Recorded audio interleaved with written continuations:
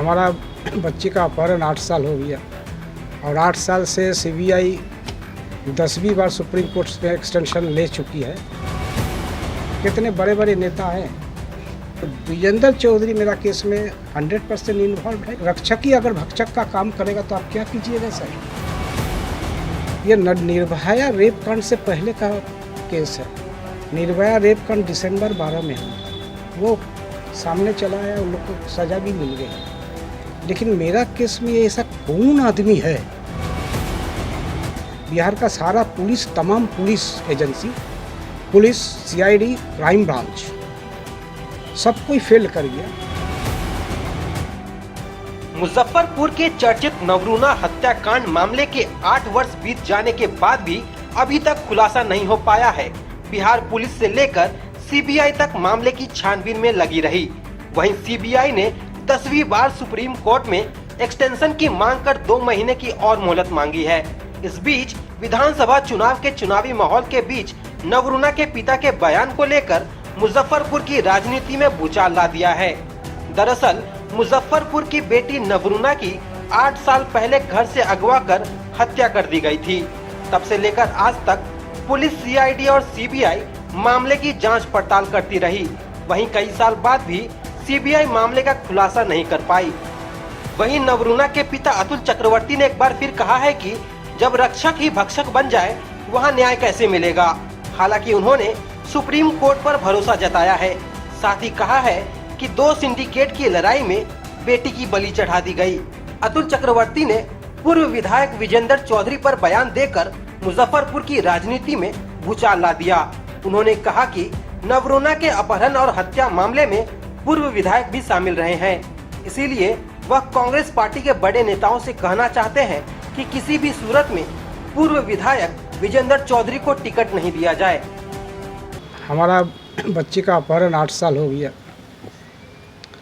और 8 साल से सीबीआई 10वीं बार सुप्रीम कोर्ट में एक्सटेंशन ले चुकी है और फिर एक पिटीशन दाखिल किया है सितंबर में, जो कि सितंबर को उसको लास्ट डेडलाइन सुप्रीम कोर्ट से मिली हुई थी, उसमें दाखिल की है। उसको अभी तक डेट हम लोग को मालूम नहीं पड़ा है, क्योंकि अभी जो वर्चुअल सुनवाई कोर्ट में हो रही है, इसीलिए 10 दिन 8 दिन के बदले अभी 1 महीना के बाद भी डेट पड़ती है। जैसे मार्च में सीबीआई को लास्ट टाइम मिली थी, सीबीआई मार्च में दाखिल किया, वो हियरिंग हुआ 1 जून, ऐसे ही उसको 3 महीना सीबीआई को मिल गया।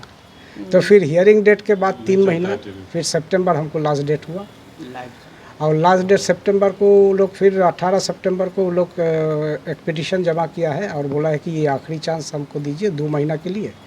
जो साक्ष्य हम लोग संकलन किए हैं या इकट्ठा किए हैं उसको एक साथ करके आपको सारा रिपोर्ट फाइनल हम लोग दे देंगे।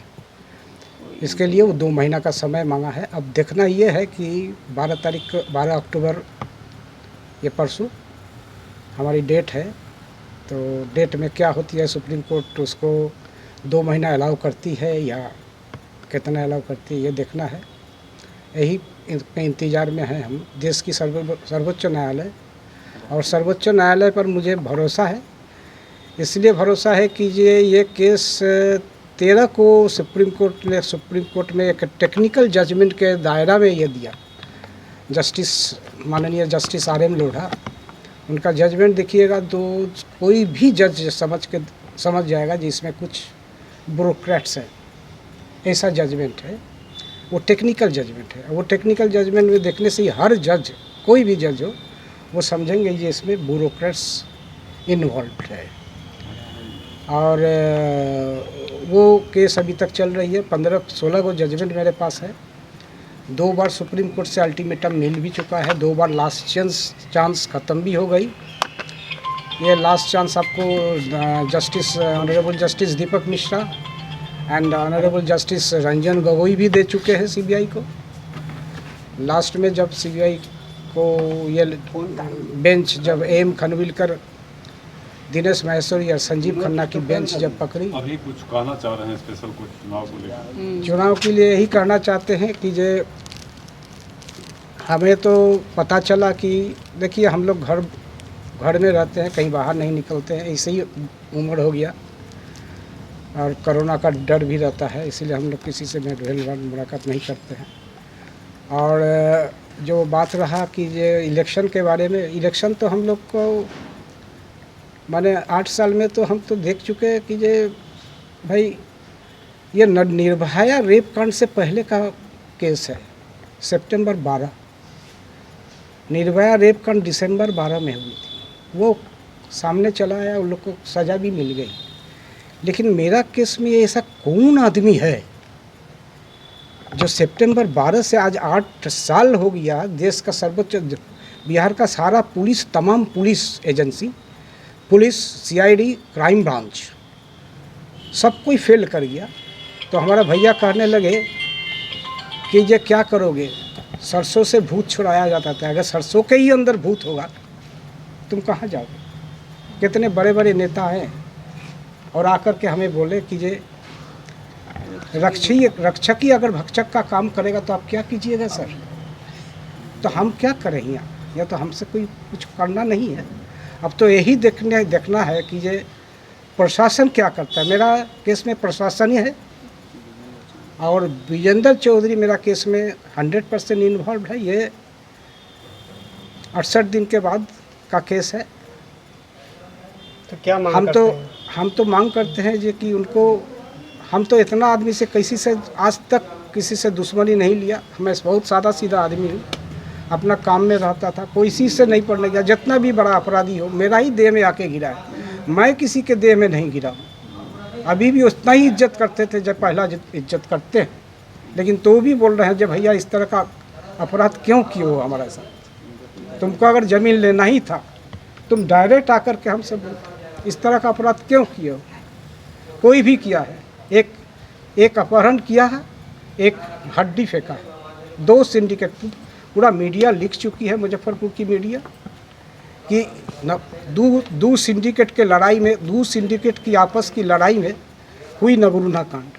ये तो सब मीडिया को मालूम है। नहीं, जो आप नाम ले रहे हैं वो उसका कुछ एविडेंस है, कुछ है? अभी चुनाव एविडेंस नहीं है, लेकिन सीबीआई हमको बोल के गई है और सीबीआई उनको 3 बार बुलाई थी और 3 बार बुलाने के बाद हमको सारा शहर का आदमी बोलने लगा कि ये सवाल बहुत गंभीर है।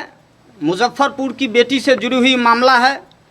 आखिर क्यों 12 वर्षीय बच्ची नवरूना के अपहरण केस में देश की सबसे बड़ी खुफिया एजेंसी सीबीआई सुप्रीम कोर्ट से मांगती जा रही है समय पर समय।